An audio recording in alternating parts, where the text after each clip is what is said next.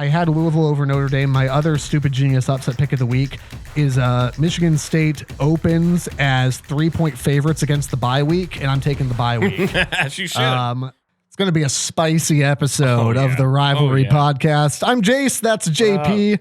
Your garbage-free college football podcast focused on the Michigan-Ohio State college football rivalry. We'll kick things off with a little bit of Wheel Route to break the ice. And want to say thanks to the J Company for sponsoring Wheel Route and the Rivalry Podcast. Fall in love with your home all over again at thejaecompany.com. And by the way, while JP spins that Wheel Route on Patreon right now, we just slashed our membership prices. So for $1 a month right now, we've got brand stinking new Rivalry stickers. Be sure to grab yours. riverradio.com/rivalry. I like this one. Updated college football playoff picks, says the Wheel Route. Okay. Do you want me to go first? I think if you're ready to do your updated college football playoff teams, go for it. Here are my four. Okay. And some of these are based solely off of how I think schedules are going to turn out.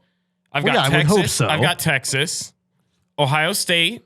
This is in no particular order. These are just four teams. Okay. Texas, Ohio State, Florida State, and Michigan. I want to say I don't think Florida State is good enough. Goodness gracious. But I looked at their schedule, and it is just I think they have the easiest path. I don't know that I disagree that they have the easiest path, but are they going to actually make it through that schedule? I've seen them struggle against some pretty bad teams, but they've always ended up winning them. And I wouldn't even say Clemson. Clemson was a decent team, not what they were in the past. But I don't know. I don't like that pick personally, but it just felt. I don't like the pick, but let me make it. Because you have to. Their schedule is Remember when I said like 2 minutes ago this is going to be a spicy episode? I thought so easy. 30 seconds into this thing. All right. So again, no particular order for me either. I also am going to take Texas because I've had Texas from the preseason. So I'm going to take Texas. I think their only big game left is Oklahoma. If I'm remembering right, they play Oklahoma this upcoming weekend, and then outside of that, they don't play another. They don't play another ranked team. So give me Texas, give me Georgia. Ooh, they've got a tough. They do tough couple games though. They do, but I just are they. I'll tell you what, Georgia keeps finding a way. Yeah, I don't know how. Good. They don't look good, and they have to play Tennessee at the end of the year at Tennessee, and I know Tennessee isn't necessarily the Tennessee of last year. Well, but if you don't think Neyland Stadium's going to be amped up with a chance to knock off the Georgia Bulldogs, and they're bound to face Alabama in the SEC title as well. And they've got Kentucky, I think, this weekend, who just destroyed Florida is also undefeated. They also have Ole Miss that just upset LSU. But it's hard for me to pick against the two-time defending champions. I totally get it, but I don't think they win the whole thing. But I'm going to say Texas is in. I'm going to say Georgia's in. I've got Michigan in because I really believe in this Michigan team, and I'm going to throw Washington in there as well. Okay, I'm going to throw Washington in because, and I'm curious to see what happens with the Huskies because they're going to obviously have to play USC and they're going to have to play Oregon. So we'll find out whether or not they're legit. But they're the number one offense in the country. Penix Jr. is an insane quarterback. I mean, the dude is just ridiculous. You look at teams like USC, okay, that obviously also has a very good offense. USC's defense is not good. No. USC's defense, I think, is ranked like 69th or 70th, and Washington will just carve them up. So we'll see what happens there, but I've got the Huskies in there, and I think Washington has this race is wide open. Yeah, Oregon is the one that messes me up with them because I think Oregon could absolutely go in and take down the Washington Huskies. The national title race is as wide open this season as I think it's ever been. There's 7 or 8 teams that could absolutely win the national championship this year. There's a lot of glaring weaknesses with a lot of the top 10. I would say with not all, but most. Yeah, a majority of them I look at and I go, do I actually think they have what it takes? Florida State is my prime example. I don't believe in them. I think even if they make the playoffs then they're going to get destroyed first round in the semis. Yeah. But I just looked at their schedule and I thought, there's not a team that I think is on the level of them right now. And it killed me because I want to go with what you said and put Georgia, but I just couldn't.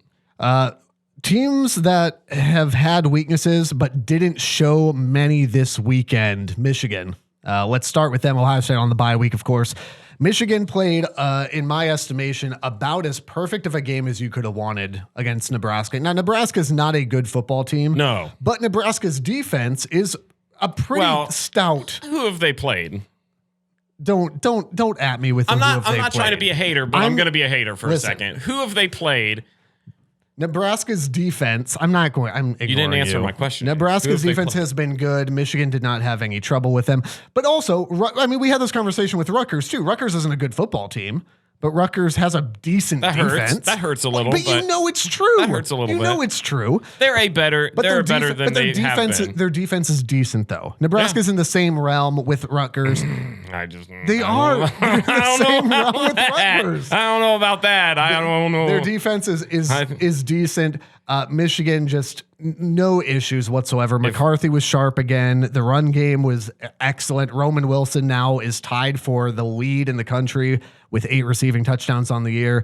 It was the type of output for Michigan that you wanted them to have. First road game, because at some point going on the road is just difficult. It's Nebraska. Going on the road is difficult, and by halftime, I think 3/4 of the stadium was empty.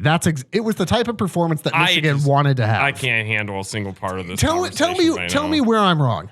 Tell me where it is Nebraska. Enough said. You should. What did you want to see from Michigan that you didn't see? No, it's not that I wanted. I just don't think you need to be hyping it up like you are. I think it was a game that everybody expected you to go in and do exactly what you did, and you did. Congratulations, bravo! You went in and beat the Cornhuskers convincingly. You should. You're a national title contender. Didn't you struggle with Indiana on the road for 3 quarters? We won by 20.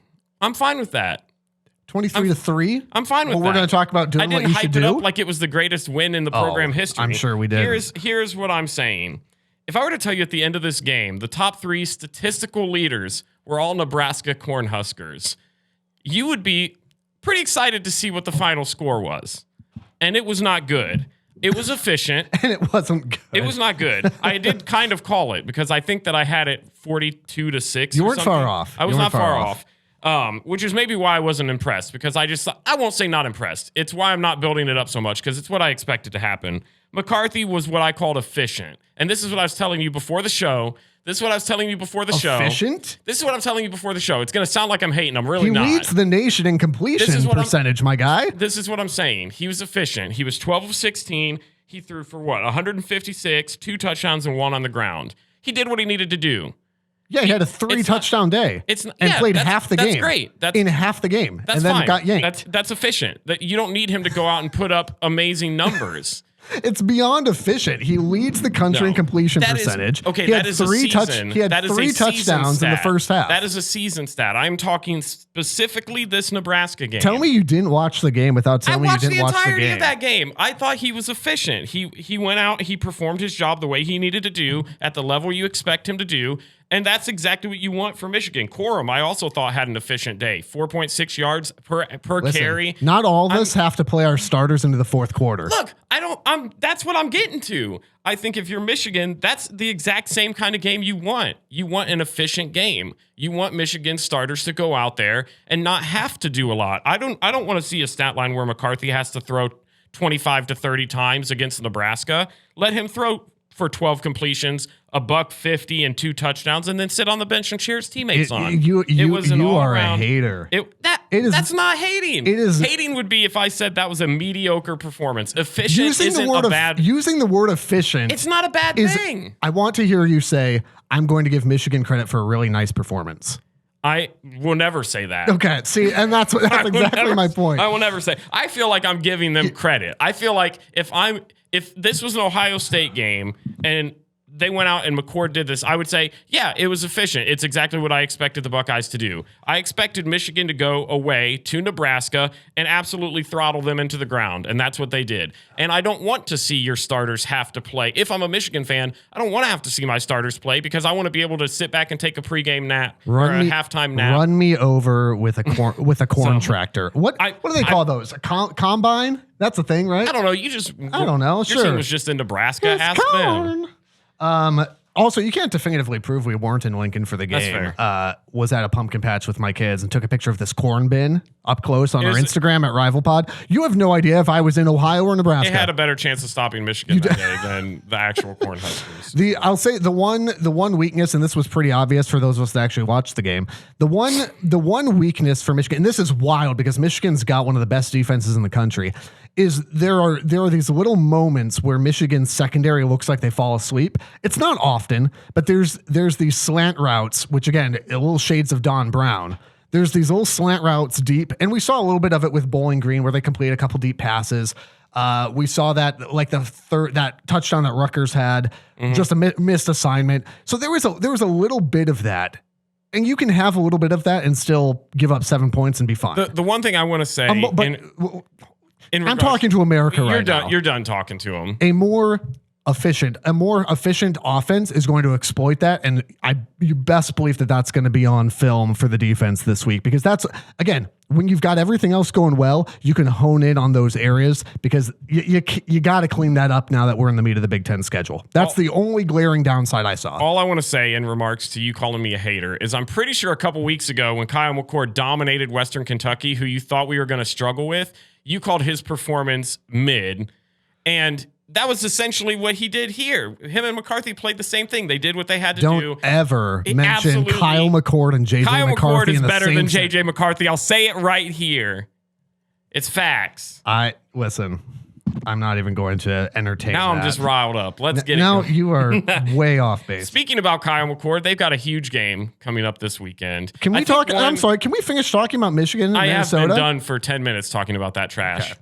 Let's talk before we transition, if that's okay with you, friend. Let's talk about Minnesota, which is just Nebraska, but cold and worse.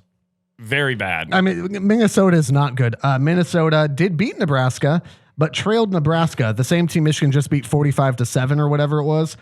Minnesota trailed Nebraska 10-3 with 2 minutes to go in that game. Didn't it end up only being 13-10 or something? It was 13-10. They scored a touchdown with 2.5 to go, and then an interception to set up a field goal. Minnesota's not good. They got beat 31-13 by North Carolina. They trailed Louisiana in the mid-third quarter, and were beat by Northwestern. Yes, that Northwestern. 37-34 in overtime. The same Northwestern that Rutgers absolutely demolished. So this is going to be ugly. I did a bunch of looking at it. So like, surely Minnesota's better than this. Number one, don't call me Shirley. Number two, no, they're not. Kelly Akmanis, here's I did a little bit of comparison, because you don't want to just stat watch. You don't want to just number watch, but stats and numbers do mean something. Yeah. Oh yeah. Kelly Akmanis, 745 yards, 5 touchdowns, 4 interceptions. That's not great. Nope. McCarthy, about 1,100 yards, 10 touchdowns, 3 interceptions. All of those came in the same game, by the way. Corum, 9 touchdowns. Darius Taylor has 4. This is just not good. On the defensive side of the ball, Michigan's ranked 3rd in the country, total defense. Minnesota is ranked 69th and is tied with USC.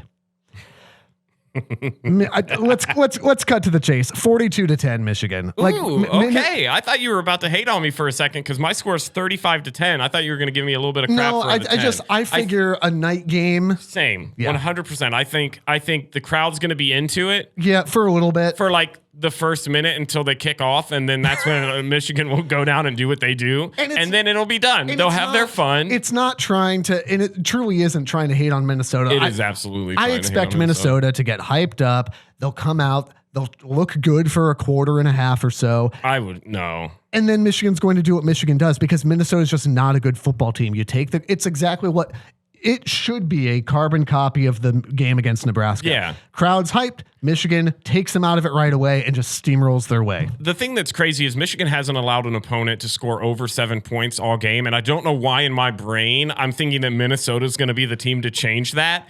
But there's something about that night game where I feel like maybe they get a touchdown early, which we saw happen against Rutgers. They get a touchdown early, and then Michigan goes, all right, we're done. And then they just steamroll them the rest of the game. You done now. Yeah, they're like, that was cute. Watch this. And it's like 24-7 at half. It's one of those things where, again, Michigan's playing like second and third stringers on offense and defense by the time you get into the late third and fourth quarter.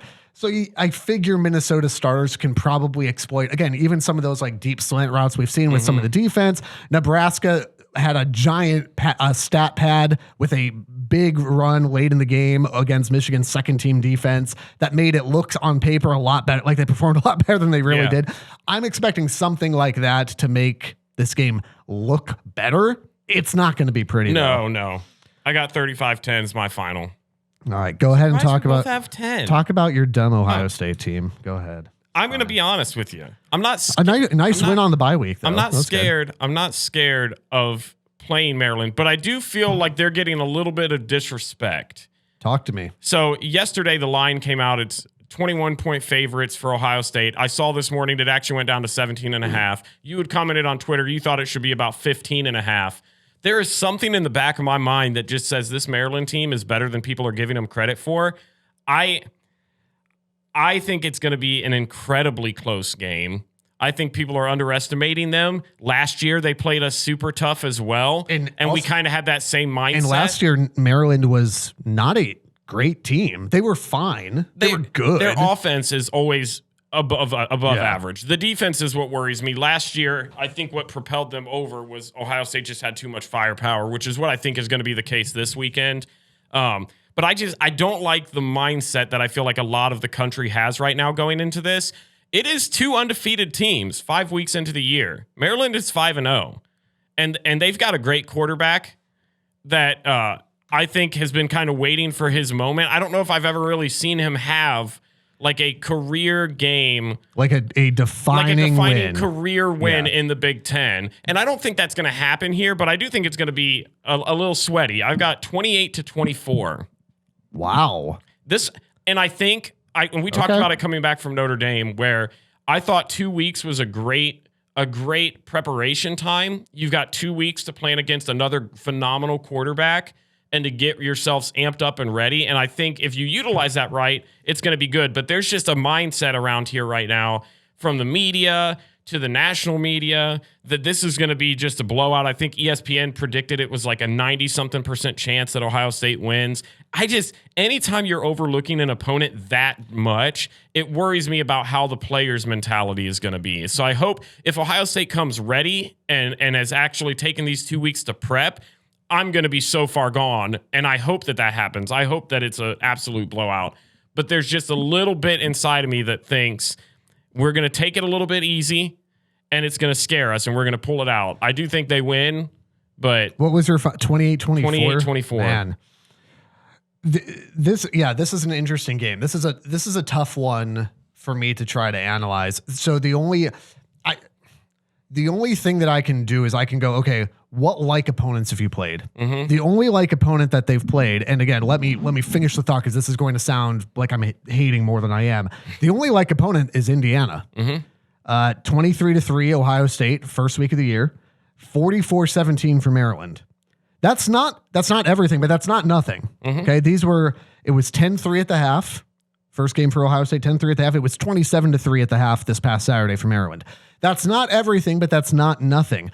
You mentioned Talia. Again, numbers for those who care about it. 1,500 yards, 13 touchdowns, 3 picks. A baller. McCord's got about 1,050, 6 touchdowns, 1 pick right now. On the passing offense side, surprisingly, and this surprised me, Ohio State and Maryland are within about 60 yards of each other in statistics. So there's a sense in which the Maryland passing offense is not so far beyond Ohio State, but it certainly feels that way. And I think it's the difference in again, what I'm going to call quarterback tiers, where you've got Talia is playing at just a different level right now than Kyle McCord is. Well, I think what helps is that it is a home game. I think if this was at Maryland, I'd be a heck of a lot more nervous.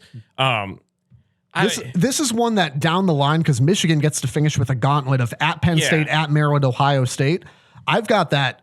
Everyone's got Ohio State obviously circled, Penn State circled. I've got a big red Sharpie around that Maryland game. You have what? Penn State, then Maryland, then OSU. Right in between finale. those. Yeah, regardless of what happens at Penn State, whether you win or lose, in one sense, it doesn't matter. Realistically, Maryland's going to be an 8-9 win team. That's still at least tough. That's still a tough team to face. I think the thing that is going to be interesting this game is watching Kyle McCord again. And I don't want to continually sound like a doubter because I don't doubt huge piece of whether or not you have success. Yeah, I don't doubt the leadership, but I think you've got to find a way, and we've said it all season, you've got to find a way to get the running game going so that he can open up the passing game so you can find guys like Marvin Harrison. And I think after Marvin went down at Notre Dame with that ankle injury, giving him 2 weeks to kind of get that thing settled straight before a game like this is huge. So I'm very curious to see what that's going to end up looking like. I don't think Maryland's defense has what it takes to continue to stick with them. I do think Maryland's going to score points, though, and that's going to make against a really good Ohio State defense. Well, and I think that's going to be the big thing right there is what does Ohio State's defense look like? Because and I'll give them credit because again, as biased as we can both be, I think at the heart of it, we're both pretty logical. Yeah, I think we try to come back. We're on extremes, but we come back to center. Okay. Yeah. Ohio State's defense has proven their legitimacy so far. Okay. I thought Western Kentucky would have more success. Ohio State shut them down. I thought Notre Dame would have more success. They shut them down. Now, I don't think the offense played particularly well against Notre Dame, but that was a good defense. But Maryland's defense is not at that same level. They just aren't. So what you may end up with, and this is getting to my prediction, is I think you may have a butt ton of points scored in this game. Oh yeah. But I agree. I think, obviously, my hope as a Michigan fan is that Taulia just lights it up, and I go, as you should. Well, let's see what happens here. But then you also poop your pants when you think about having to face that later on down the road. So there's a difference, though. In Michigan, the MGO blog talks about this all the time. There's a difference between September Maryland and November Maryland. That's fair. Maryland every year looks really good in September, and by November, it's like the hollowed out shell of a turtle. Yeah. It's Kevin from The Office. I ran over a turtle in the parking lot. 100%. 38-21 Ohio State. I would love that. I do think because I think it does stay close, but I think you get to the, I think you're looking at 31-21 in the fourth quarter sort of thing where it's, man, we got to get a stop here. Man, we got to drive and score. I just think Ohio State has enough talent to get that done. The one thing that I think to push it so that depending on where the line ends up to push it to that, they might cover if the line keeps dropping. Yeah, I think the one thing that I keep getting a little bit more confidence in is the pass rush for OSU. Now, I know I've seen stuff all over the place. Some people are just so obsessed with sacks. If you're not on the D-line getting sacks, then you're irrelevant. That is just awful. That is an awful take. Jack Sawyer and JT Tuimoloau have been getting to the quarterback. They haven't been getting a ton of sacks, but they've been applying pressure. And I am curious how Tagovailoa, however you pronounce it. You got it. I tried. You said Tuimoloau and Tagovailoa in the same sentence. Check me out. I'm proud of you for not abbreviating today. The hours in front of the mirror have really, really paid off. I can tell you've been watching film. Yeah, don't ask Laura. It's really weird. But I think them being able to apply some pressure in the backfield and maybe forcing some early throws, some untimely throws, I don't know. There's just something. I just don't love the disrespect I feel like the Turtles are getting. So it makes me a little nervy. And you've got to believe, like, as much as Ohio State is going to want to come into this game, and Michigan for that matter too, coming in against Minnesota, because the lines are pretty similar actually, which again should tell you both how bad Minnesota is and also the disrespect for Maryland. Yeah.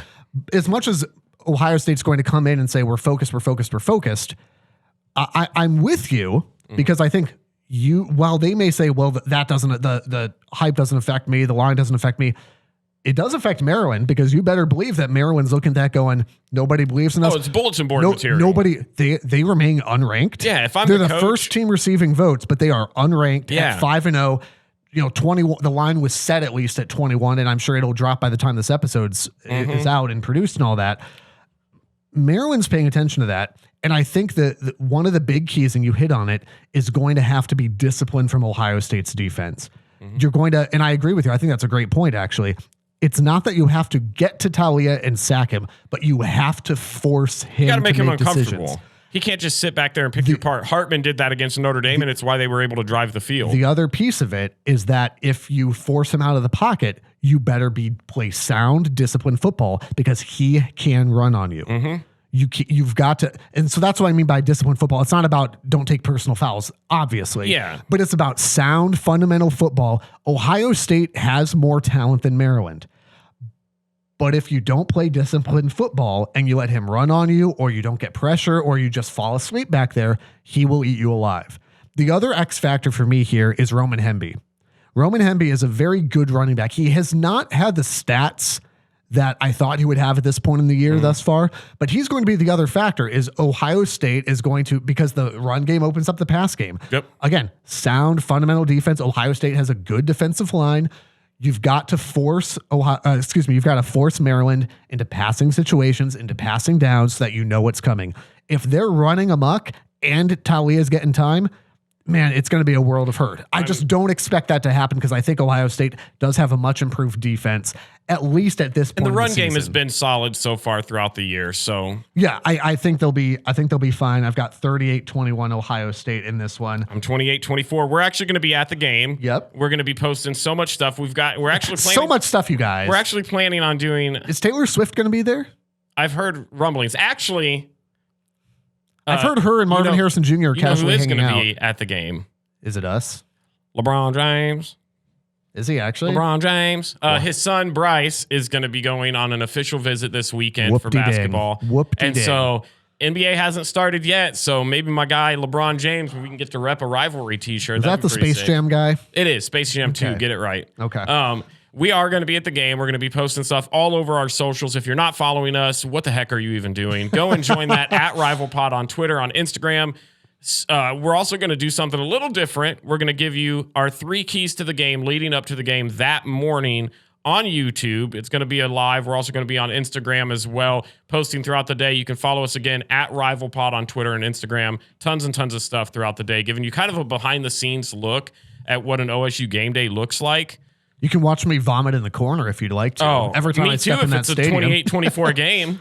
Want to say a big thanks, by the way, to our friends at Elevated Integrity Construction. Very thankful for Aaron Carroll and his team supporting the rivalry again this year. It's time to elevate your project. They have integrity in their name. You know that you can trust them because when it's your project, the last thing you want to do is have some guesswork. You don't want a contractor to come in and go, oh, yeah, man, I think we could probably do that. I had a dentist do that once. Did you? I had a dentist do that where it was Oklahoma, so what do you expect? But he's looking in there, he's going, yeah, I think you got a cavity back in your wisdom teeth. Might need a root canal, but we might not know till we get in there. It's like, absolutely not. Love that for you. Absolutely not. Elevated Integrity, they are better than a dentist in Oklahoma. They're not going to do that. Go with the folks with integrity in their name. It's elevatedintegrity.com. We touched on this a little bit with your 4 playoff teams, but I want you, as the top, I think 7 in the AP poll, stayed unchanged this week, which is abysmal. Okay. Rank your top 4 teams right now and your first 2 out. Do you want me to go first? Because I prepped for this. No, obviously. I have it ready. It's different than what my college football picks that we discussed earlier. Which is fine. Because that's just in this moment. Correct. You're looking at the end of the year. In this moment, I have Michigan 1. Say it again. Never. Hold on. Come on. That trash. I'll burn it. Put the Wolverine head on. Don't tell. I'll burn it. Put the Wolverine head on. I refuse. You know you want to. I've got Michigan 1. Ohio State 2, Texas 3, Georgia 4. And first 2 out. First 2 out, I have Penn State and Oregon.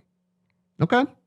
But that's going to change. I mean, Penn State's going to get beat up on. I'm saying right now. Yeah, right now, those are my top 6. Give me Texas at 1 now. Okay, I respect that. Because this is the only team that I think, like, I'll just say I've got Michigan at 2. I think Texas right now is the most complete team in the country.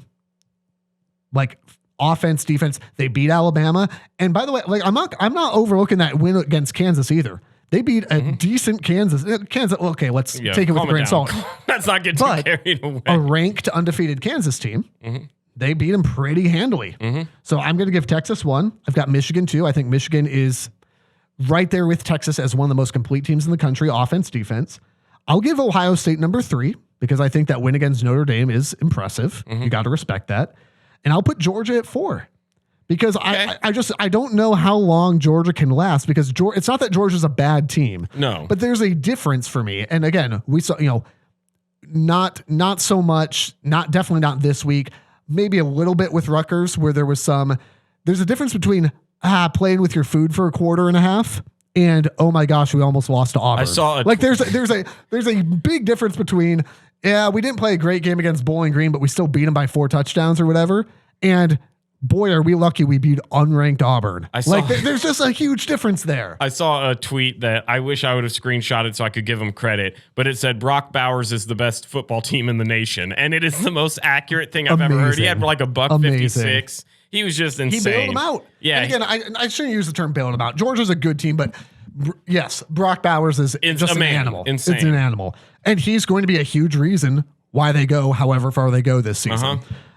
Give me Washington at 5, Oregon at 6, by the way, because I would be fine with that. I think Washington's impressive. Who have they played? I get it, but that can be said for just about any team in the top 10 right now. Any game they've played, they've taken care of pretty handily. Yeah, there's been very little playing with our food. I think this past week was Arizona that they like barely got by, but it was Washington's a very good offense. Yeah. Very, very good offense.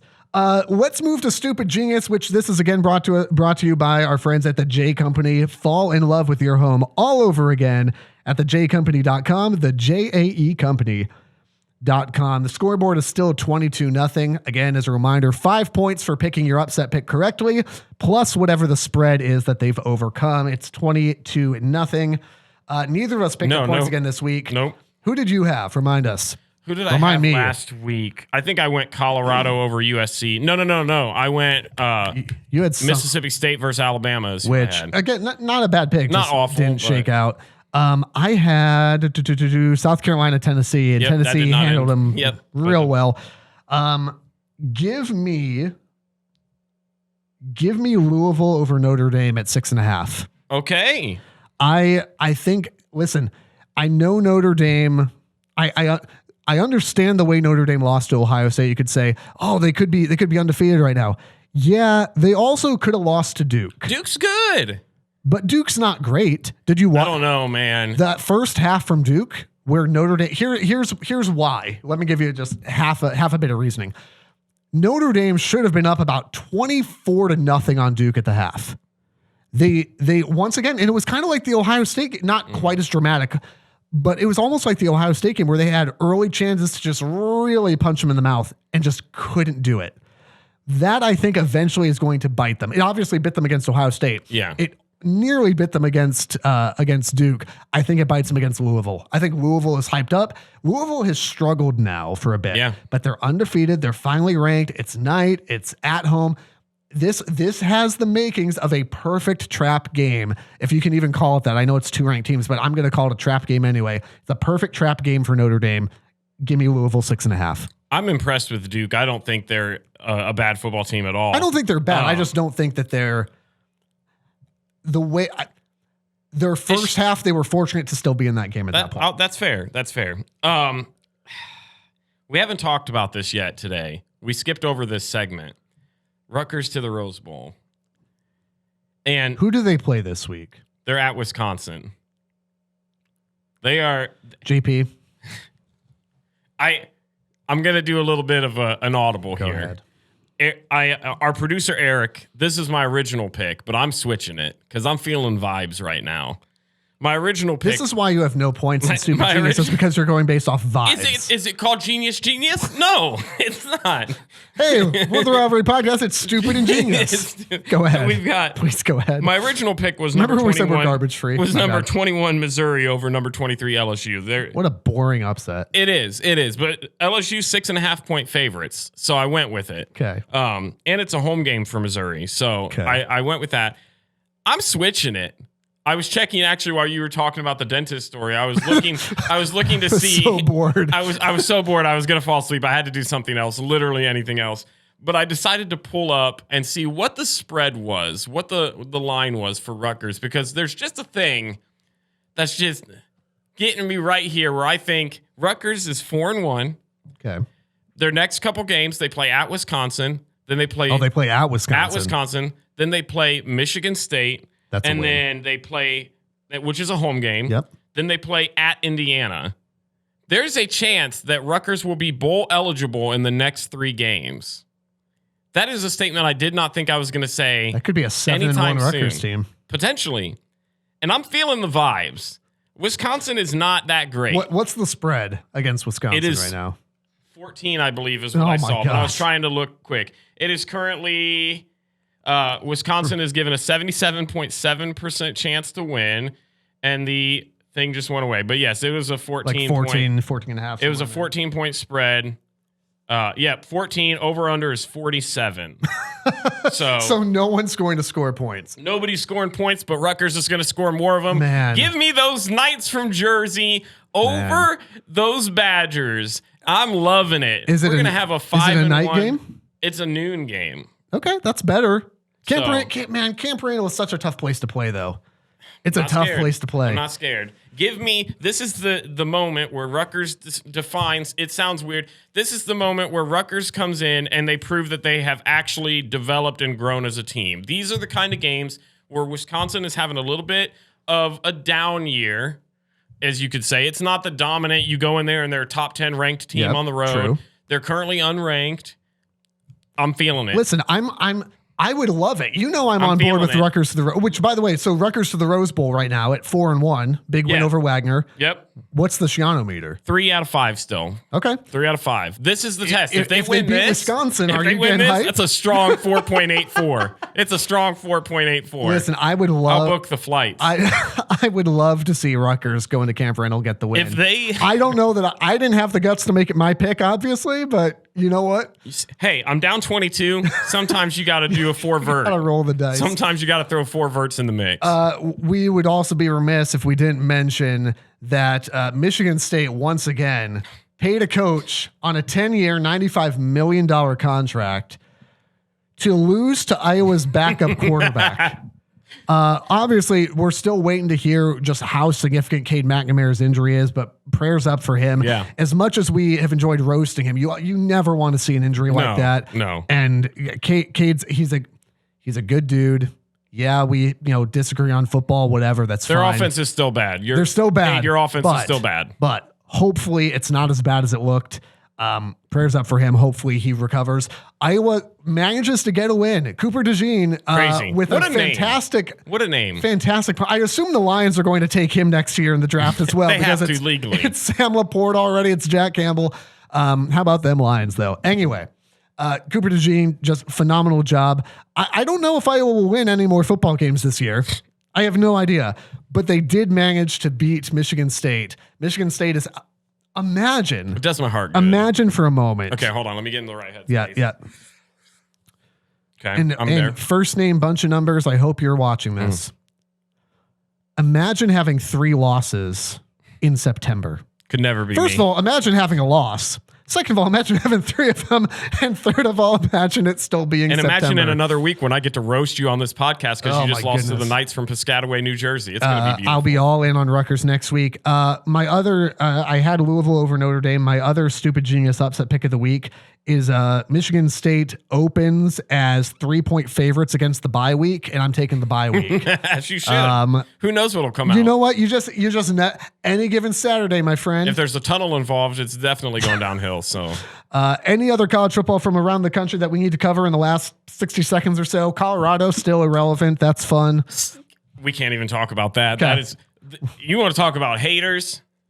Bring up Colorado with this man. They have lost the only 2 games against good teams that they've played. What do you want me to say? Absolutely dominated USC in the second half. They looked good. This is a team that won one stinking game last year. How many wins do you get for dominating a team in the second half? You don't get any. There it is. But thanks so much. You win 1 game last year. You get 3 already. You play 2 top 10 teams that are being talked about as being potential college football playoff finalists. I'm not upset about that. Watching them grow is incredible. Shadur Sanders is an absolute baller. I love it. On social media at Rival Pod. And as a reminder, we've got stickers now for your laptop, your water bottle. You can stick them to your forehead, do whatever you want.